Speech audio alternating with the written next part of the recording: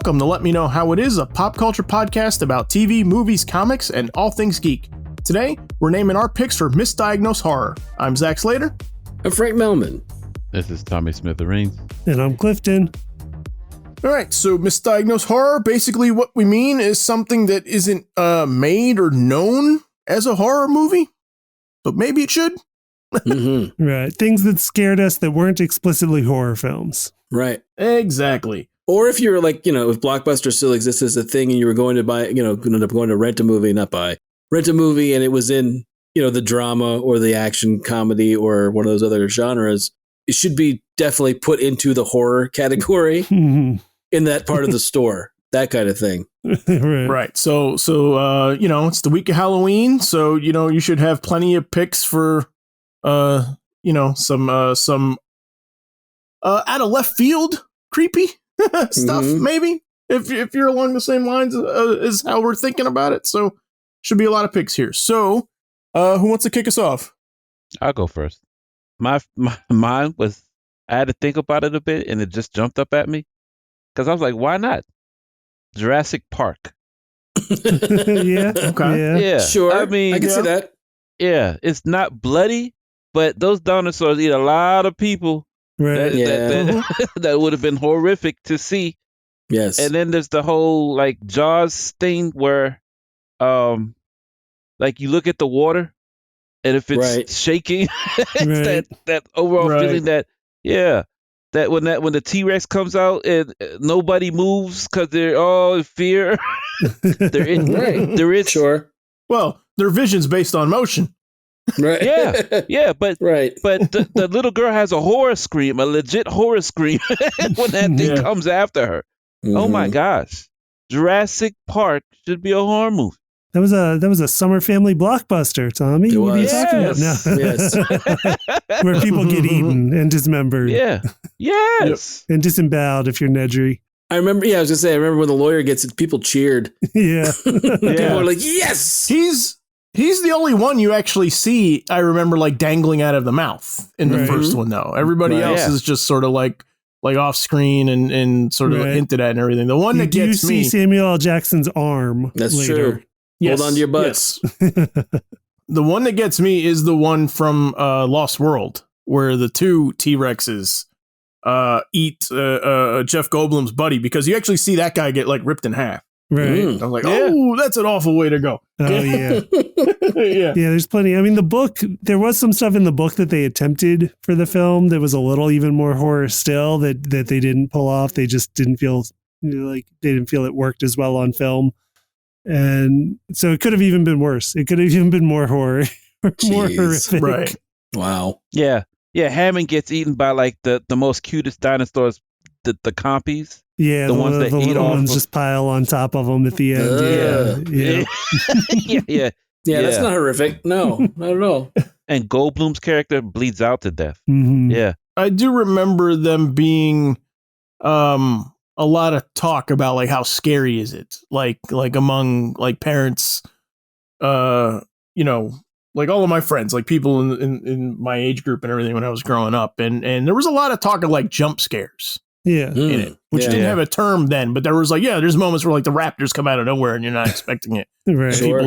People shriek, and stuff like that in the theater. I still love that movie though. Oh, it's a great movie. Yeah. But yes, there's not. I mean, there's a couple scenes in it where dinosaurs are kind of cuddly and cool, and then the rest of it's just like, nope. I would not want to be in the same area with any of them. So, for sure. One thing I didn't understand about the movies where all of a sudden they had a taste for human meat. Like, at no point did the, brontosaurus or the triceratops were ever like, eaten first. It's just like as soon as electricity drops, all they want to eat is people. Well, they were angry, Tommy. Tommy, they were angry it shows. At their human captors. They were upset. Yeah. And they were probably easier to catch. Yeah. True. That's what I thought. Yeah. I guess. That's true, too. As opposed to like the meals that they're giving them, which they're like, I'm hungry. Come on, like where's the goat or whatever, right? Yeah. Bring on more, right? Bring more goat out. Right. Goat. Yeah. Like, oh no, you're not gonna do that? Okay, I'm gonna eat these people. Yeah. That's what a T-Rex sounds like. And I would think, and the other thing is, I would think that even though since they were genetically modified dinosaurs, that they would have an aftertaste. Right. So anything they ate the other dinosaurs that they ate amongst themselves were like, ugh, this doesn't taste quite right. Right. They were like GMO dinosaurs. Yes. Yeah. Sure. Yeah, exactly. Instead of free range, Right. Yes. Even though we get that beautiful scene of them running, I'm like, no, that doesn't matter. They're still going to taste funny. Something's going to be off. Yes, that's my pick. Tastes like frogs' Rats. legs, maybe though. Maybe. But no, there's certainly scenes in it that are shot like horror films, like the scene in the first one of trying to get to the breaker. Mm-hmm. When it's the low light and strobing light and you don't know what's going on and then a thing pops out. Yeah, it's definitely shot like a horror film for that segment. Mm-hmm. Right. All right, so what else have we got? Someone else go. If not, I got another one. Unless there's more movies where people get eaten in it. No. Let's get that in here. I'm sure no one else. I mean, I'm sure most of those are straight up horror movies, but right, normally. Yeah, normally. All right, I'll go with my choice. One of my choices. So I was thinking about this, and one of the ones that just jumped out at me was Requiem for a Dream. Yeah, I put it on my list. Oh, okay.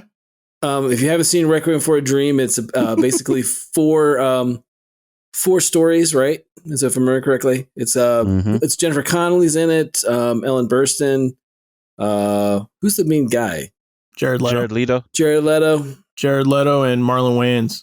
Right, and it's one of those things where it's just a slow descent of drug addiction, and it's not just it's just not like hard drugs or street drugs or stuff that you can it's over the counter drugs too. Like it's this whole thing, and it just gets. Each of their stories kind of intersect because of Jared Leto's is Ellen Burstyn's son, and like you see them go from being all right people as they get more and more to drugs, and they're like, oh, I got a handle on it, and like no, they don't, and it just gets more and more harrowing. To like the last 25 to 30 minutes, probably some of the most harrowing things I've ever seen in a movie. Right, that's not a horror movie. That's not supposed to be awful stuff. Right. So that's my choice right there. Yeah. I don't think I've ever seen it again. I've only seen it the one time. Yeah, once is enough. I'm possibly the same. I've only seen the end of it. Yeah. Oh, you've only seen the end? I've only seen the end. Really? Okay. So this is my story with that. I was taking a nap. And this girl I was seeing at the time decided while I was sleeping that she was going to watch it. And I woke up with enough time to catch like the last 5 minutes of it. I was like, what the hell are you watching? Right. And she was like, I'm watching Requiem for a Dream. I was like, oh, I really wanted to see that. I've heard good things. I'm not going to watch it. Yeah. I'm not going to watch it anymore. Nah. Yeah, that's a hard movie. I hear it's well made. That's Aronofsky, right? Yeah, that was I think his second film after Pie. Yeah. Yeah, he gets more damaging with the stuff he produces after that, in my opinion. But yes, that was one that should straight up just be in the horror section of whatever, when you're looking through movies or scrolling through Netflix or whatever, that should just be right front and center. Yeah. Yeah. Because there's no spoilers, but there's again, there's a point where you're like, oh, they might turn it around. Okay. Nah. Yeah. They might. Yeah. They might. Yeah, they might be able to turn it, but yeah, not so much. Yeah. So, and Aronofsky's dabbled in that feel of things, even if they're not horror again, because he did Black Swan. Yeah, that's on my list too. That later, which it definitely, we can go into now if you want to, just because it's piggybacking off his other one. But yeah, I mean, it's psychological thriller, but it goes into like a little bit of extra horror, a little certainly disturbing. He borrows heavily from an anime for it, which is an anime film called Perfect Blue by Satoshi Kon, which Aronofsky had optioned and had the rights to at one point for something he used in Requiem for a Dream, because he tributes something directly to it in Requiem for a Dream, like shot for shot. And then and he had optioned it just so he would, be on the up and up with his tribute, like actually paying for the tribute he wanted to make. is how I understood the story. But and Black Swan goes back to that well of Perfect Blue. Perfect Blue, just to relate to Black Swan a little, is about a Japanese pop idol and the horror of the fame that's thrust upon her, kind of dealing with obsessive fans, of dealing with obsessive agents, and dealing with what everyone expects of her. And Black Swan goes into a lot of those themes too. Some very disturbing angles. Yeah. I've heard very good things about Black Swan. Yeah. I was almost tempted to see it, but horror's not really my jam. Yeah. Right. Yeah, I've had dancer friends be like, "Oh yeah, I can see this. Sure, this makes sense to really? me." Yeah, oh yeah. Yeah. Yeah, my friend Don was like, "Oh yeah, absolutely. Yeah, this is yeah." it's a little too real in parts. Right. So. That's the horror. Yeah. I'm having flashbacks. Yes. Yeah. Don was like, "Yeah, man, it's not. It's rough. It's rough out there." I was like, "Okay, I'll take your word for it." So. So I have a dumb one. All right. Okay. That I'll throw out there then. Okay. I had some trouble this week for this. I just like, this is one of those, just like nothing was coming to mind that I would like, that I could truly stand by. Right. Cause there are moments, there were some things where like, I've like creeped myself out thinking about something. Like one night I creeped myself out about the Phantasm of Batman, the Animated Series. Right. Okay. And it was just one of those things where like, I was young and I was like sleeping in bed and it was raining and I was just like, I was just thinking about it. And for some reason I creeped myself out, but I would never say like it should be a horror movie. Okay. Right. It was just like that one time it scared me. But the one pick that I will say that truly like kind of terrified me as a kid was Care Bears the movie. Oh. Yeah. Yes. That's funny. Care Bears the movie should be a horror movie?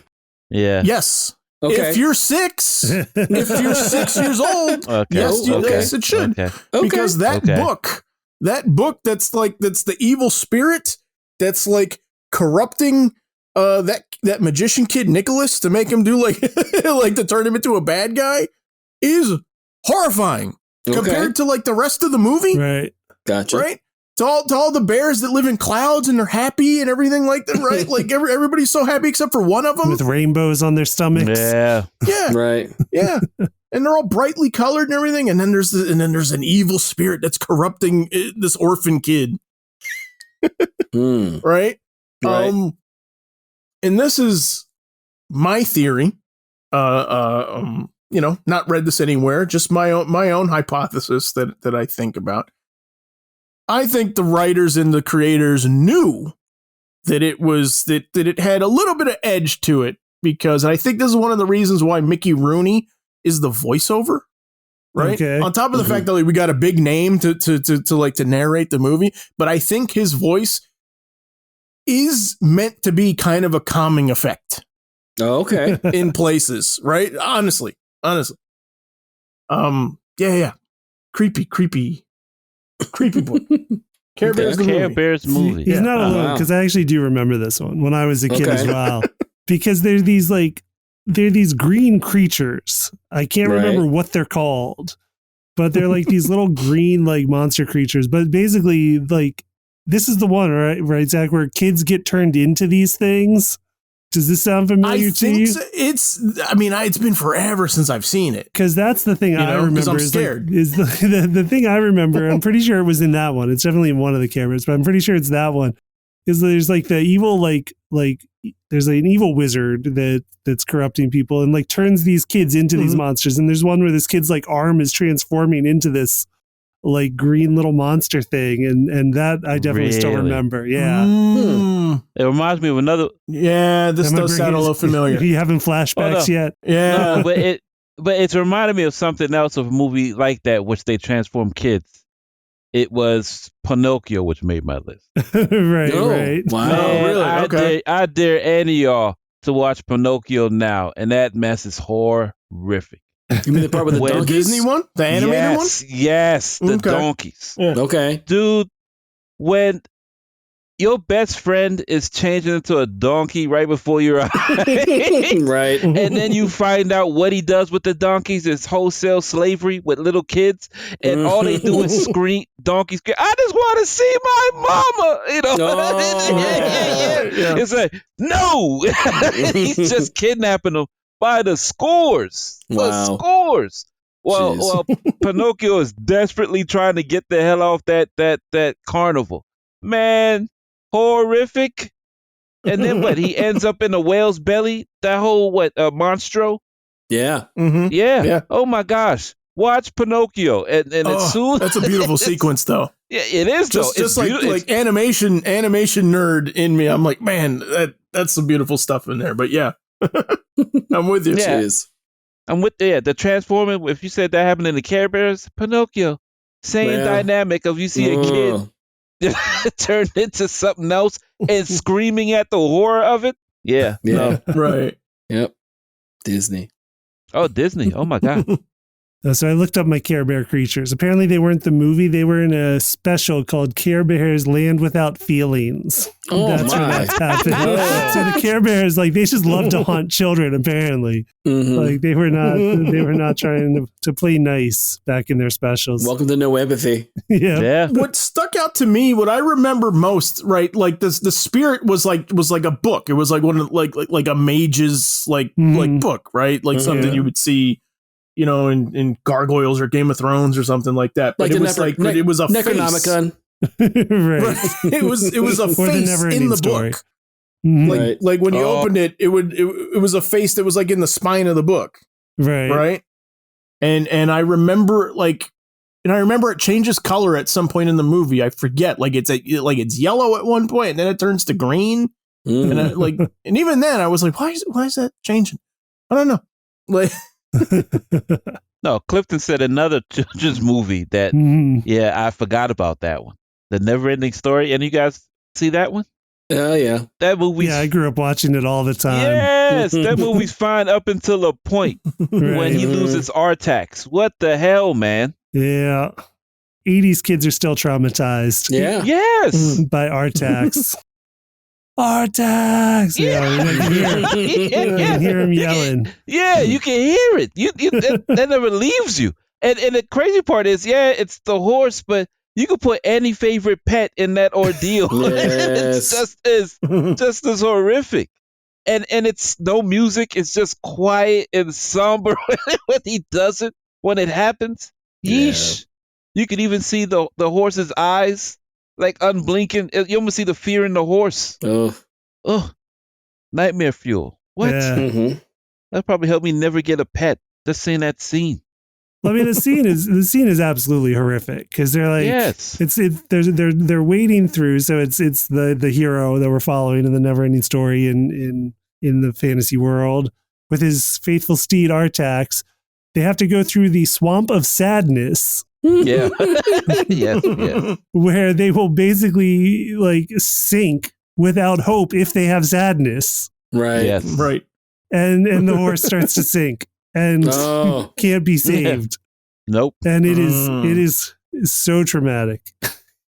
You can find the clip on YouTube if you want. I do find it on Horse YouTube. drowns in tears. I can't watch it again. I cannot watch it again. And they show you the horse sink like inches by inches. It's just and the last thing you see is the horse up to its like ears right before it gets swallowed whole. Oh my gosh. Story. That sounds terrible. It looks even more terrible. Words cannot describe once you see it. You're like, this is a children's movie? Yep, 80s. Mm-hmm.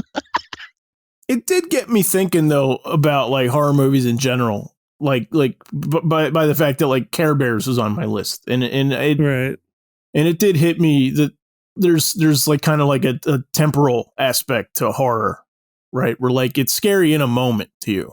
It's scary like in a point in your life, right? Like because like I said, like the reason I didn't put like Batman the Animated Series or Mask of the Phantasm, even though like that creeped me out, like for a night, right? Mm-hmm. It's like nobody thinks of it that way, right? Like, you know what I mean? Like anybody that's going to watch that show now, absolutely not. Like nobody's going to have that thought process. I mean, maybe if you're a kid seeing it, I don't know, but you know what I mean? Some elements of it is not extended towards it, but yeah. But as a kid presented with that kind of knowledge and scenes, yeah, it's a little gut wrenching and hard way to see it. One movie getting it off the children's film category because probably a little bit traumatizing thinking about that your childhood was one. Would Terminator be classified as one? Because what's the difference between him and Michael Myers or Right. somebody relentlessly Yeah. chasing you in order to kill you? You know. Right. And then anybody who intervenes gets murked within seconds of meeting this unstoppable killer. Mm-hmm. Yeah, I mean that's a tough one because there's thin lines between some genres, and one of them is like psychological thriller to horror.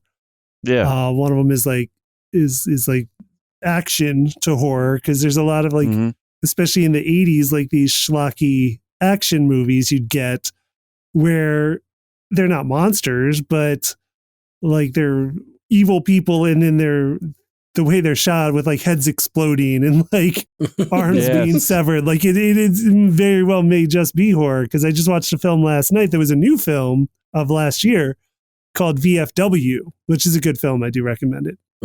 But it was a throwback to that like 80s schlocky horror. So they're just like curb stomping people's heads until they explode type of stuff. And it is billed as a horror movie. And I was like, yeah, I guess that is a type of horror movie I would have thought of back in the time. George Wendt is in this movie, by the way. Oh, wow. No. Yeah, it's the premise is that it's a bunch of drug dealers invading, like trying to kill everybody in a VFW bar, like a Veterans of Foreign War bar.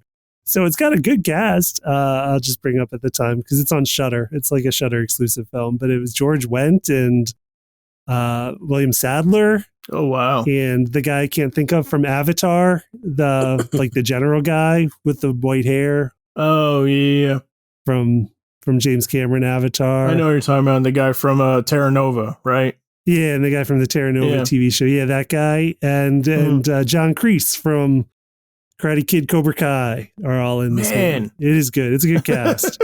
They're all the old vets in this bar that have to fight off drug dealers. But yeah, like that.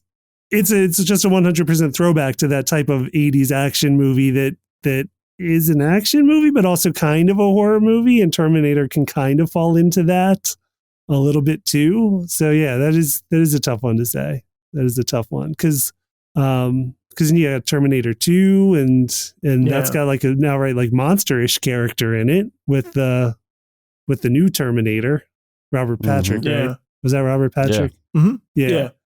Yeah, the second one seems a lot more actiony though to me. It seems a lot like it is flexing a lot more actiony muscles, and I think that's budget, right? You know, right? Definitely had a lot more money in it. Yeah, he had a lot more money to play with it for that second one than the first one. But yeah, I don't think Tommy's wrong. I mean, like, there's absolutely like the same muscles flexed, you know, for and again, I mean, I think you know, it was probably budget related too as well. Like, you know, this is how I can give these scenes some tension. Yeah.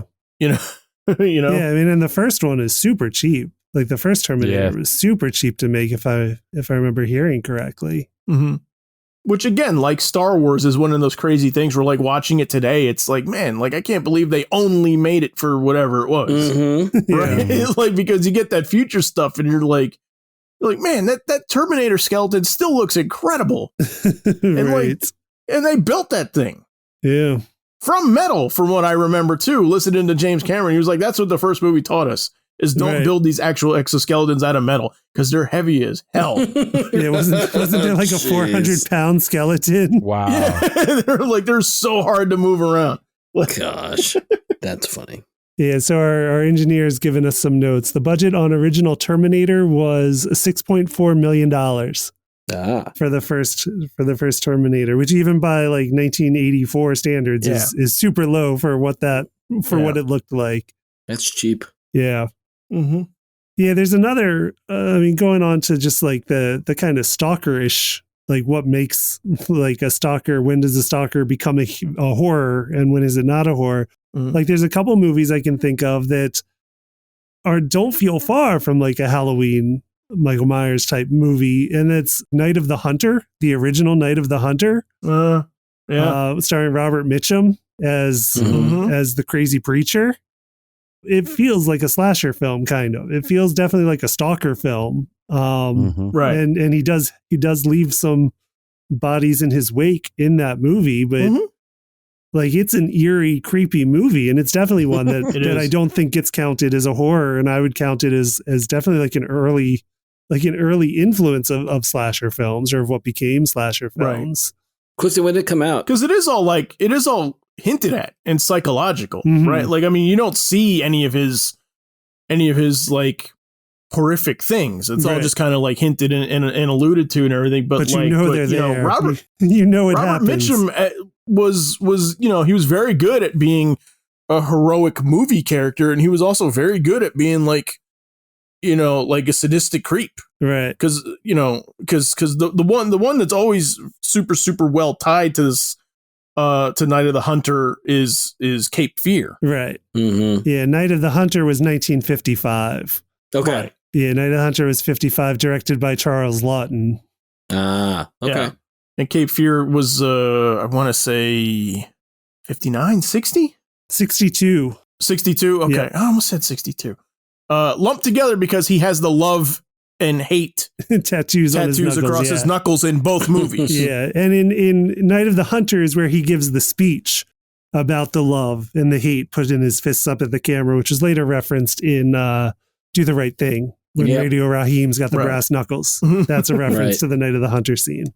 I never knew that. Okay. Gotcha. But he's great in both of those movies as a like a horrible like person. Yeah, I mean, it just reminds me of like, especially like Halloween, of like Michael Myers. Like, he's just a force in that movie. Yeah. He's just in Night of the Hunter, especially is the one I'm thinking of, but like Cape Fear as well. Like, he's just an unstoppable force that they can't get away from. Like, no matter where they go, like he's still there. Right. And in Night of the Hunter, he's menacing two children. Oh. Which makes it even more. Yeah, exactly. It makes it even more horrific. Jeez. Yeah. Yeah. Because in Night of the Hunter, the premise is that he was in prison with somebody who had a hidden stash. If I remember right. And he gets out of prison, so he comes to where that guy's like family is, where he thinks the stash is hidden, to like kind of ingratiate himself in the family. And all he wants is the money. And he's posing as like this preacher. So he's giving like sermons along the way. Okay. Sounds great. Yeah, it's an awesome movie. Watch it.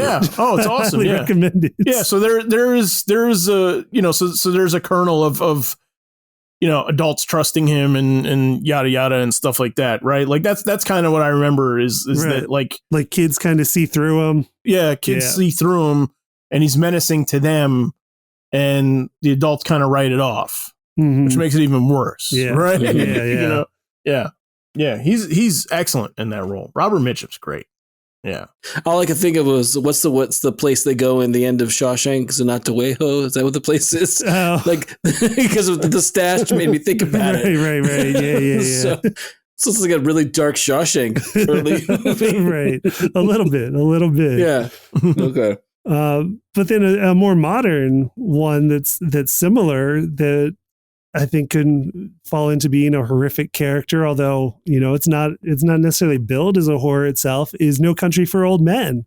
Oh, totally horror. Like it's a very similar stalkerish character that's just a force, like a Michael Myers, very much like a Michael Myers. Oh, for sure. No, with his cattle punch. Yeah, I'm surprised that there isn't more of a push to make his was it Zagur? Yeah, Anton Chigurh. Anton Chigurh. Yep. Chigurh. That Chigurh's not more of a horror icon. Like they don't really like as horror icons go. Like I think he would be way up there because again, it's unique kill as well as the fact that he's a force to be reckoned with. Like you can't really. He's just he's relentless and won't stop. I think I'm with you, Frank. I think a touch. He is a little bit of an inspiration for one of the characters in Stranger Things season 3. Because there is a Terminator like figure. You're right. In season 3 that is not in black leather, because I think that their thought is that's too on the nose. Right. We're doing Terminator, but we don't want it to look like Terminator, so we have him in a denim jacket. Right. Which is like the next other like iconic menswear jacket that you could be. The 80s, But it's also Anton Chigurh. And so I think it is a little bit a nod to him, possibly. Unless they put him in a members only jacket. Right. There you go. Right. But that's Steve. Yeah. Sure. Yeah. Right. No, sure. Yeah. But no, yeah, I've always been like, that's, now that you mentioned, I'm like that, I'm surprised there's not more of a push, because you get like every now and then, like say McFarlane or somebody makes horror, like who makes horror figures, or what's the other company, Tommy? I'm not thinking of, was it NECA? NECA. That there's not an Anton Chigurh figure is surprising now that I think about it. I'm like, wow, that's perfect. That would be great, to have. But right, with his accessory. Yeah, with the accessory, sure, of course. Yeah. There's a definite like boogeyman quality to him. But I mean, so Clifton, I'll jump off your lead with Night of the Hunter a little bit too, because my actual pick, the number one pick that I had was a movie called The Hitchhiker. Okay. Which is a movie like almost nobody's seen, I think. Right. But it's a 1953. People say it's a noir. Like, I think you can argue your way in and out of it depending. But it's co-written and directed by Ida Lupino, the actress, who's not in the movie anywhere. So this is like one of the first, like, if you do consider it a noir, it's from 53. It's like one of the biggest like feature noirs directed by a woman. Okay. Right. For the first time. And so like it's super creepy. I mean, it's the title suggests it all. It's exactly what you would imagine it to be. It's two guys that go out on a fishing trip and they pick up a hitchhiker, and this guy's just a monster. Right. And he just like, like gleefully, teases and torments them and like just like dares them to like just try something. Go ahead, like try and take my gun, right? Like try and do something about this. Right. And there is a wonderful moment that's super, super tense and creepy.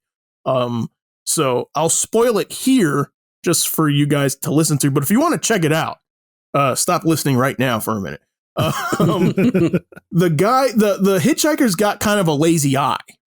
Okay. As part of the movie, right? And there's an awesome bit where like the car breaks down and they're out and they have to like camp out for the night. And he's got like the gun pointed at the two guys, and like one of his eyes is shut. And there's kind of a moment where like the guys wake up and they're looking at him and they're like, is he sleeping? Or is he just pretending to be asleep? And he's like doing that, like, go on, like, I'm daring you to do something. Right. And it's like one of the most tense moments on screen I've ever sat through in my life. Like, I mean, this guy's a monster, and it legit creeped me out. Awesome movie. Apparently based, like it's a fictionalized version of some actual like murders that were taking place in like 1950, 1951, like in the California area. But yeah, super, super awesome movie. Awesome movie. I will check that. I've heard of it, but I've never actually seen it. I think it was remade in 86. I've never like heard anything about it. It could be one of those also like, 80s classics that's just under the radar that I've never heard of, but I feel like I would have heard of it by now. But yeah, super, super great. I love it. So what else we got? Go ahead, Tommy. I was going to mention Gravity. Okay. I've never actually seen it. The premise alone is, I mean, how would you like to die by adrift in space? Perpetually shooting towards a direction with no way of stopping it ever. No. Yeah, you would. Yeah. Talk about nightmare fuel. God, that one bothers me. Yeah. God. That's a horror movie. And then to add more to it, let's say you go towards Earth, where instead of drifting, hopelessly, you'll burn upon entry. Yeah. So, So, yeah. It's only a matter of time. Yeah. Ugh. Yeah, there's no wind. You lose that No. tether. You know, you'd be fighting to puncture the suit so you can end it that quickly. You know? Yep, that happened now. Yes. Yes. Oh, yeah. I don't want to skip off the atmosphere. That's not for me. Yeah, no. That sounds No. sounds terrible. No, one of the ones that also that was like, oh, this should have been the horror section for sure, was 12 Years a Slave. Oh yeah. Yeah. Oh yeah. Oh yeah. Yeah. I mean, easily. If you're unfamiliar with it, it's a movie directed by Steve McQueen. It's an adaptation of the 1853 slave memoir 12 Years a Slave by Solomon Northup, a New York State-born free African-American man who was kidnapped in Washington, D.C. by two con men in 1841 and then sold into slavery. It is harrowing. Again, it's one of those ones. It's one of those that again should have been labeled, should have been put in the horror genre. I know it's supposed to be a period drama, but it's definitely one of those, like, if you're not prepared for it. Now, granted, I've read a fair amount of history, so I'm familiar with what went on, but at the same time, seeing it depicted rawly, like where it's not like there's no buffer, is harrowing. Yeah. So yeah, that's one of the ones that I thought I was like, no, this is a horror movie, and it's not done. Yeah. Obviously, it's not over the top. It's just what horrible people did to people that they thought of as cattle. Well, that's why. Remember that conversation we had, Frank? Why I think that Get Out and 12 Years Slave were the same movie? Yes. Yes, I remember that conversation. Yes. I do. Yes. What does that conversation entail? And basically, it's just being made to do something that you don't want to do, and no one around you is helping you. Right. It just leans heavily into it, Okay. and it's just done in different ways. Right. Yes. Like there's one in 12 Years Slave. There's one scene, to me. It's one thing to get kidnapped, and then you appear on a plantation, but when they leave him to barely hang while an authority's coming, it's action that you don't really consider until you see it and why they justify it. In which, if he falls asleep, he's gonna die. Yeah. But he's barely hanging on to his life. Isn't he like suspended, like with his feet just touching the ground?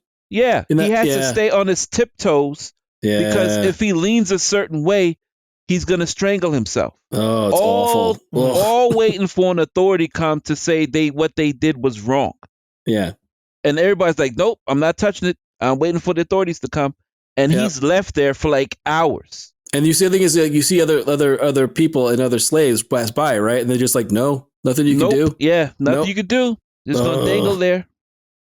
Ugh, awful. Is it awful? Yeah. And then how much a difference it makes to turn your wrist if you're whipping. Mm-hmm. Or Jesus Christ. Yes. I'm laughing because it's nuts. Yeah. So one of the people is being whipped. And then the whipping's done forcibly by the main character, in which the other one says, and another person says, "You're not doing it right." Right. Let me do it. And then the howling that comes just with the turn of the wrist is ridiculous. No. Yeah. Let me show you. Let me show you this is supposed to be done. It's supposed to be done. Yeah. Awful. To me, it's similar to also Passion of the Christ. In which you know the story, right? But by no means do you want to see it like authentically depicted in the way that they do it. Like, don't get me wrong, I'm thinking flailing and whipping are the same things. No, they show you the difference, and you much rather be whipped than flayed. Jeez. Yes. Oh. Yeah. Horrible. To me, that should be considered just like Hostel. That torture. Yeah. Oh, yeah. It's like that whole subgenre. Yes. Right. Well, you just slowly seen the person getting tortured. Well, that's like Saw too, right? I mean, that is an actual like subgenre of horror, right? Like the torture, it's all the same. torture porn. Yes. Yeah. It's all the same, but it's not classified, is it? Historical pieces. Yeah. That does not sound like a relaxing 2 hours to sit No. None of those. No. But again, it should be it's all well and good that it's a period piece or a period drama, but it should definitely be, it should have been it should be relabeled and put in a different section of the slash. Right. Yeah. Slash horror, man. Yes, slash horror, absolutely. Mhm. Ooh. Keep going. What else you guys got? You guys are doing. You guys have got much better ones than I do. That's for sure. Oh, yeah. Oh, no. Well, I was gonna take it back with the. I don't know. This is a weird one, but I have to bring it up.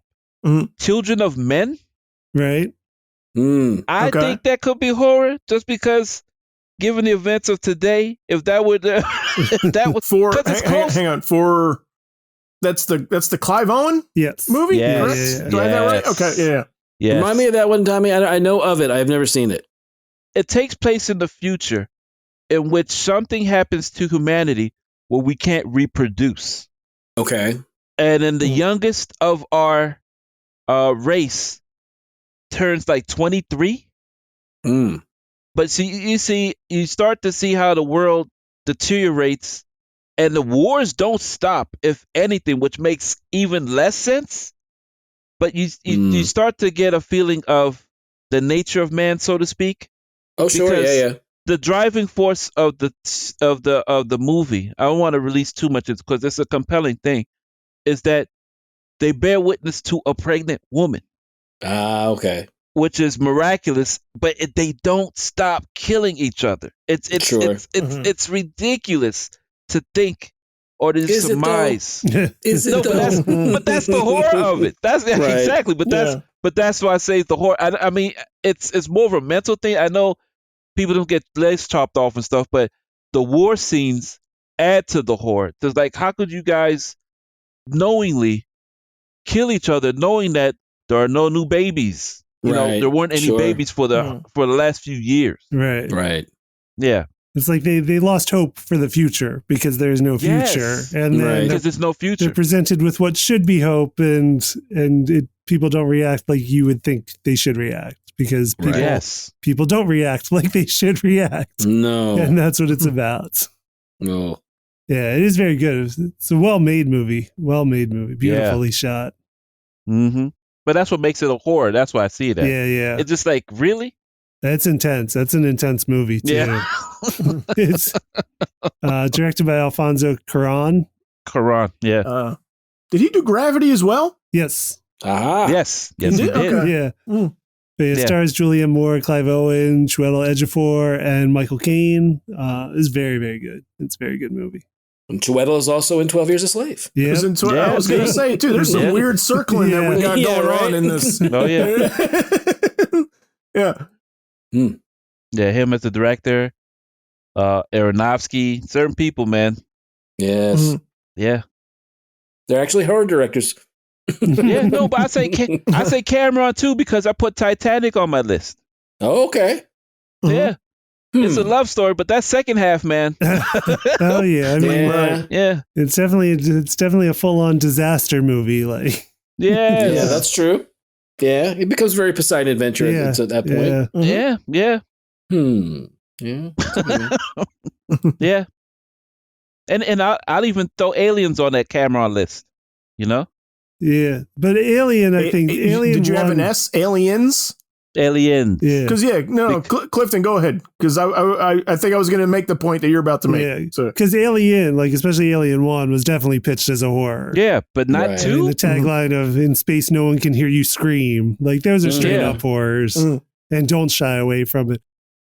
Some of the ones they were talking about. I think like there is a case sometimes where directors want to make horror, but then don't Okay. because they're like there's been a stigma against horror. I mean, Get Out's the first time a horror movie. Well, no, I guess Silence of the Lambs is technically the first time like what is widely considered a horror movie was nominated for awards. not The Exorcist?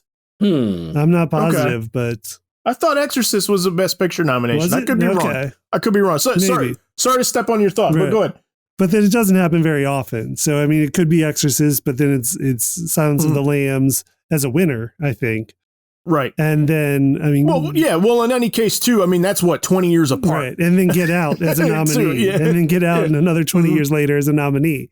Yeah. So Yeah. Yeah. like, it doesn't happen very often, and I think there's kind of a stigma where people are like, I don't like.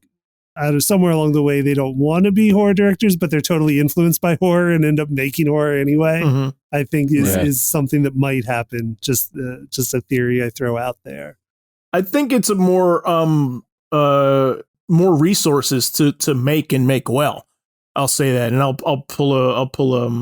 paraphrase a quote I had heard Chris Carter from the X-Files say when I was listening to him on a writer's podcast, where he was saying that, like, there was kind of some feeling out for the X-Files because he wanted to do sort of like horror on television, and he was like, at that time there wasn't a whole lot of like cinematic TV, Mm-hmm. and he was like, I needed the show to be cinematic because horror doesn't work right with like an omniscient camera, Mm-hmm. right? Like you have to be in the point of view of the characters, right? Like you have to hide stuff from the audience in some ways, right? Like, I just thought that was interesting. Like, yeah, it is like, you don't think about it being kind of a little bit more like resource heavy because they tend to be made so much cheaper these days, right? Than your average movie. I mean, that's one of the reasons why they do so well is that they cost nothing to make. Right? Right. Yeah. So we got a note from our engineer on Exorcist. Okay. Engineer tells us Exorcist was nominated for 10 Academy Awards in 1974, winning 2 Best Screenplay Adapted and Best Sound, and was nominated for Best Picture. So you get a handful of them. You got that one in 74, then Silence of the Lambs in 91, and then Get Out was what, 2017? Don't know if I'm forgetting some, and then Get Out in about the same separation apart as those. Actually, a little more than 20 years apart. But yeah, so it was few and far between. Yeah, as far as recognizing what would be horror. I would thought they get more recognition than action movies. Yeah, I think though too, like what you were saying with like Spielberg and like in like the Jurassic Park scene. Like, I mean, I do think it's a fun language that directors like to play with, right? Because Spielberg is hardly like, I mean, it seems like everybody like tries it out for a couple of scenes to make it work, right? It's interesting to me because it seems like such a hard thing to do because it's like comedy and horror are always talked about as like the 2 hardest things to do, and horror just seems so much harder to me because I think like what's scary is so much more subjective, right? If that can make sense. And so it's just kind of interesting to me, like what we're talking about, where it's like I think that desire in filmmakers is really, really like potent to like I want to sort of like strike fear into the audience, but with like the movies that we're talking about, it's I mean, that's definitely like moments where I think like either they were like too successful at it, right? Or like the other side of it where we were saying it's like kind of unintentional, where, you know what I mean? Like, I don't know if that horse scene, right, that you were talking about is like meant to be as harrowing as it is, but Well, when I was just looking it up, I saw like a collection of tweets about that scene. And the tweet that somebody put was saying that they're therapists. So where did your problems begin? And the reply is a picture of that scene. Yeah, I can see that. Jeez. That sounds about right. We got a few more minutes if you guys have any more on your list that you want to get out. I can do a quick rundown. Do lightning round? Okay. Yeah, I think I was premature to end the kids movie run. Okay, what else you got in the kids run? Yeah, Brave Little Toaster. Right. Watership Down. Oof. Oh yeah, Watership Down. Yes. Watership Down, certainly. I mean, especially because how it was presented, where it was an animated film, but it was a British animated film, so they were definitely more willing to tackle more serious subject matter than American animation was at the same time. But then people in America just say, "Oh, cartoon! Like, let's put this on for the kids." Right? Yeah. Ha. Yeah. I just remember it being that thing where it was on, I believe it was on CBS is the first place I saw it, where it was presented as, it might be a Charlie Brown special. When it's Right. animated, it's like, Great Pumpkin or one of the other ones. And like, right. You got like the little drum intro with the spinning special logo and the rainbow colors coming at you. And then all of a sudden it's Watership Down. And nope, this isn't Charles Schultz. What the hell is this? Yeah. No, I mean, there are straight up, like, I mean, if nobody knows what Watership Down is, it's about a bunch of rabbits. It's about a colony of rabbits that has to move because their habitat's being encroached on by society. Mm-hmm. And that society is horrifically depicted, where you can see, like, they would think bulldozers are monsters. Yeah. And like, especially the scenes where you see some of their burrows getting filled in with dirt while they're still in them. And just think of it from the rabbit point of view. Right. Yeah. And that's what this cartoon shows. Snare traps, like being trapped in a snare trap, is a particularly horrific scene, I remember. Yeah. Because like, these are the little animals, like, you're following these little animal buddies around this whole movie, and then a snare trap hits. Yeah. If you're used to, like, anthropomorphic, Disney, right, animals, granted, they die in that too, but not like this. Right. No. Right. Get it? Yeah, they show them grasping for air. Yeah. Right. Ugh. Yeah, the story I have is when I was in college, I did some animation classes. One of my professors, who was a professor of stop motion animation at the time, Dean Leonard was his name, he would guest at summer camps for kids, like arts and crafts summer camps for kids. And they brought him in as a guest to teach them some animation stuff one week. And so he would show them movies. And then one of the movies he showed them was Watership Down. And these were like 8 to 10-year-olds. Oh, man. And he didn't really know anything about it because he was a guest, like, he was in a day and then he was gone. And then they brought him back the next year. And they were like, okay, they're like, what movies are you going to show them this year? They're like, we need a list because you can't show them the Dead Bunny movie again. Oh, God. Yeah, my heart rate went up just hearing you guys talk about it. Oh, sure. I'd never seen it. I was like, oh. Yeah, it's horrible. This sounds awful. Yeah. It's based on a novel by author Richard Adams, who wrote another similarly horrific book about two dogs, like the same sort of genre of following like anthropomorphic animals. And that book is called The Plague Dogs because it is two dogs that are the subject of laboratory testing in England in the 60s. And it was also an animated film. So that can be on this list as well. Yes. Plague Dogs is just as bad. Yeah. Mm-hmm. Yeah, if you're looking to be scarred by a cartoon, that's top on the list. Jeez. Okay, well, it rounds out mine is Coraline, Spirited Away. Yeah, and that's okay. And that's the two of the cartoons. The last two on my list are, sorry to not to add anything to the other ones, was Parasite, and Parasite, and that was it. But yeah. The recent Best Picture winner? Yeah. Yes, from last year. Watch that movie. Tommy and I had this conversation actually just the other night off of podcast, but he was asking if Parasite is considered a horror. And I said personally I don't, but Bong Joon-ho is a horror director. Like he's done straight up horror before. He did The Host, which I think is an excellent horror film from 10 years ago or so. And he uses a lot of the language of horror in Parasite. So a lot of people do consider Parasite a horror. I personally don't, but he definitely does make the film in the language of a horror film. So it feels like a horror film and adds like a horror element to just a lot of human psychology and stuff. It's an excellent one too. Yeah. Any other ones to get out before we start closing out? Not the end of my crazy list. You guys had some awesome picks. Yeah. You guys had some awesome picks. I mean, like, most of the stuff from my list that got ruled out was, I'm like, no, that is a horror movie, or that's just like an instance of just like, I should never have been able to watch that movie in the first place at the age I saw it, right? And that's what did it, right? Like, that was just bad parenting. No. Yeah.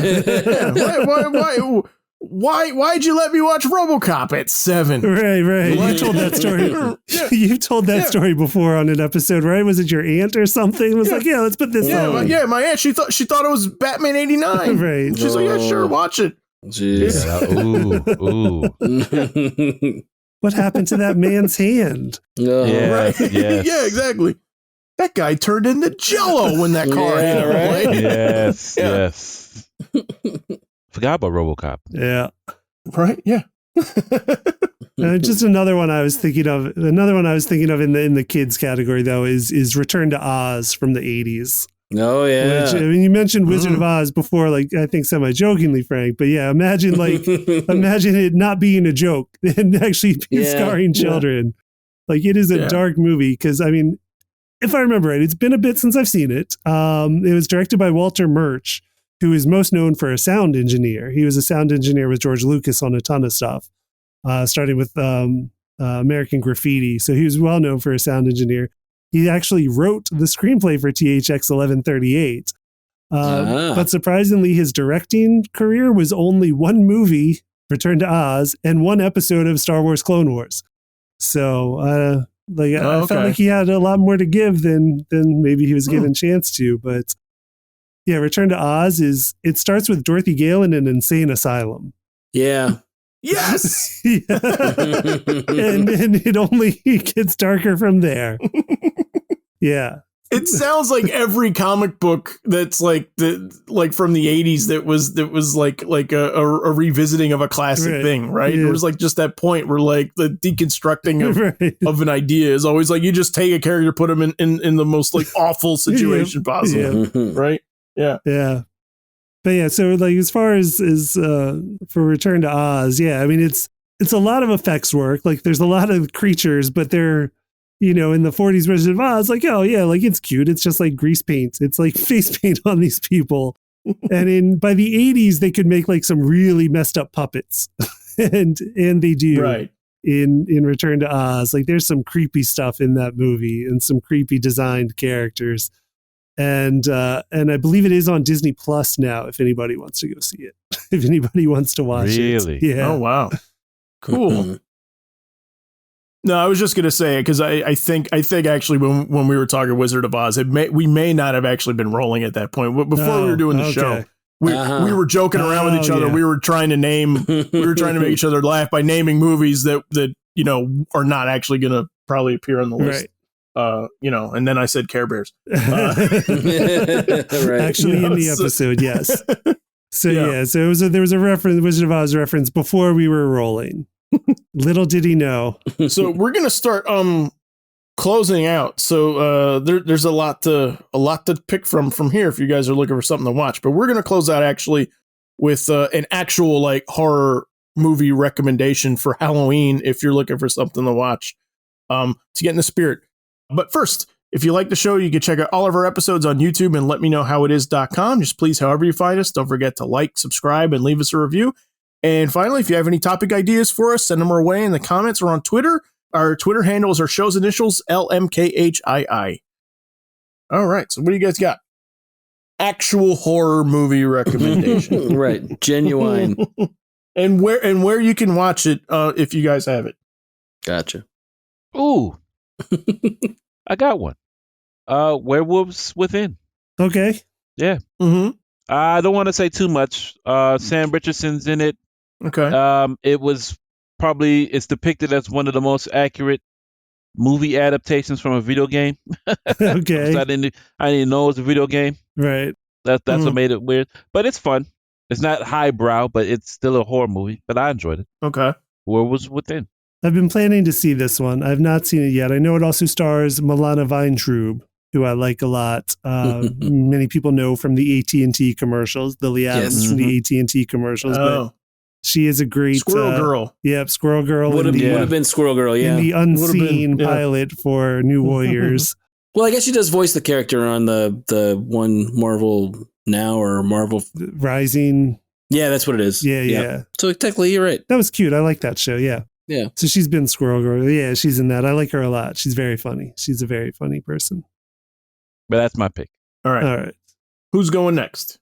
Sorry. Oh, Tommy, did you say where you can watch it? Sorry. No, I have no clue. I think currently still on demand, so Okay. you can rent it on Yeah, demand it's on demand. from Yeah. iTunes or Google, YouTube, or any of the other online rental places. Yeah, Thank you. It's a new movie this year. It's one of the brand new ones. All right. So who's going next? I'll go next. All right. You know, I like horror movies. I just don't watch them a lot, mainly because my wife doesn't really care for them. So it's kind of hard to find time to watch a horror movie. Right. But the other day I found, I had time. So I watched Trick or Treat from 2007. Okay. I like what I started watching the first couple of minutes of it. It was on regular old HBO, but it's also available on HBO Max or on, I believe, Amazon Prime. Yep. Amazon Prime is good too. But, it's basically 4 interconnected stories on a Halloween night. And then there's like your typical kind of like horror mascot that sort of ties everything together. Mm-hmm. But and it was fun. I mean, it put me in the mood for Halloween. Like, it was basically one of the stories is 2 sisters and their friends are going out trying to meet guys. Another one's about the local principal sort of like talking about Halloween to a kid that you think is like, you see basically being like knocking over displays and smashing pumpkins and stuff like that on Halloween night. Another one's about the terrible old man who lives next door, played by Brian Cox. Yeah, but I thought it was fun. I enjoyed it. The interconnecting of it was fun. It's sort of like laid out at the beginning. It starts off like a horror comic. Okay. So it's got like panel to panel transition a little bit, and then just like sets up the story, and then it goes from there.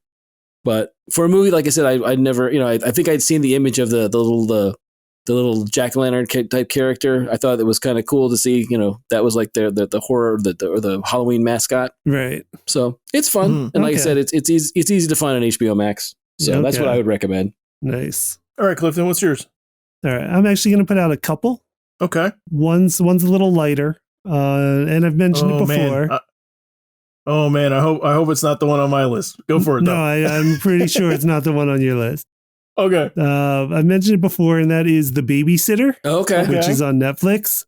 It came out a few years back, 2017, I think. There's been a sequel since, but I'm recommending the first one. Directed by Mick G.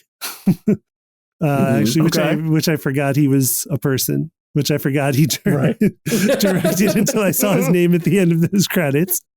But written by Brian Duffield, who I've liked a lot. I've liked a lot of his movies, and I mentioned him at our last year's year end as some of my favorite things were movies he wrote that all came out in the same year of 2020. Love and Monsters, Underwater. Like, I've liked a lot of his stuff, and this is one of his first earlier credits. And it stars Samara Weaving as the title babysitter in the role. So it's a teen horror. But it's very funny. It's not a parody. Like, it's not like a satire or send up or something like Scary Movie, but it is a very, very funny horror movie. That's also still a horror movie.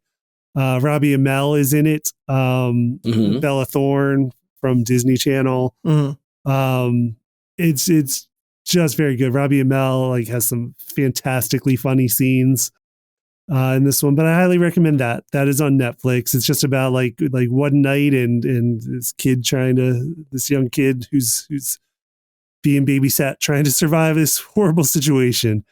And it is fantastic. And then another one going with a teen feel is, and our engineer seconds this one because I see you mentioned it in our notes, and it is Summer of '84. Which I can't remember what year it's from, but it also stars the kid from The Babysitter. So I think it was a few years after The Babysitter. So because he was a little older when he did Summer of '84, but he's in both of those. And that one is set in '84, and it's got like that feel of Stranger Things, of like the kids on bikes and there's something amiss in the neighborhood. And is your neighbor like who you really think he is, or who she is, and what's going on? Because there's been some disappearances, and these kids are taking upon themselves to try to crack the case, like kids in the 80s in movies would do. Like, they're going to solve it on their BMXs, just going out there. Rad.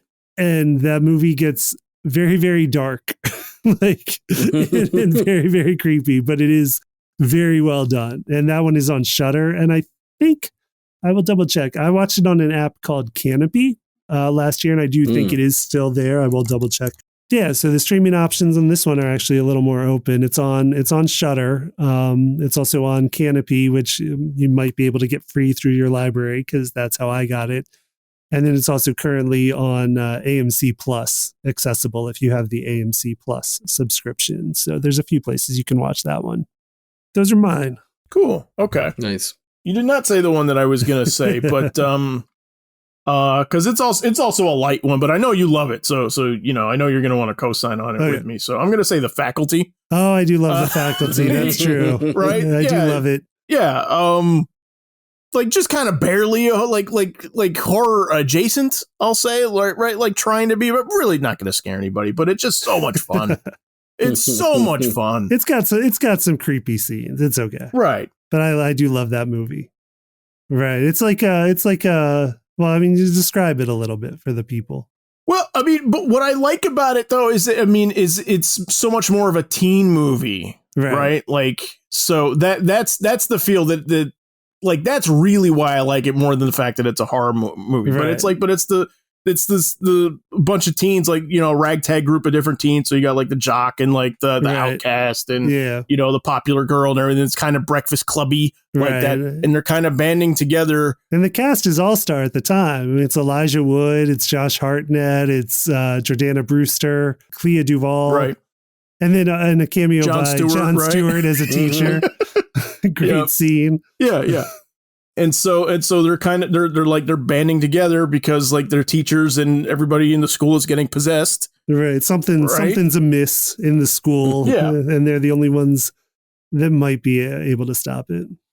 Yeah, it is great. I love that movie. Yeah. So it's super, super fun. It's a lot of fun. Directed by Robert Rodriguez. Ah. Yep. Yeah, an early one of his, right? I want to say like his next one after Desperado. Right? It was somewhere early on there, yeah. Before Spy Kids. And then yes. And then I'll say right. And then I'll just say really quick too, because if anybody's interested in The Hitchhiker, I left out that it's like in public domain now, so like you can find it on YouTube. Okay. Really, like the whole movie, but I think it's also you can stream that on Amazon Prime also. So I just wanted to throw that out there too, because I left that part out when I was bringing it up. So, all right. So that's it for Misdiagnosed Horror, everybody. Happy Halloween. As always, we'll post links and examples to everything we talk about on letmeknowhowitis.com. Remember to like us and follow us on social media. Thanks for listening. We will see you guys next week.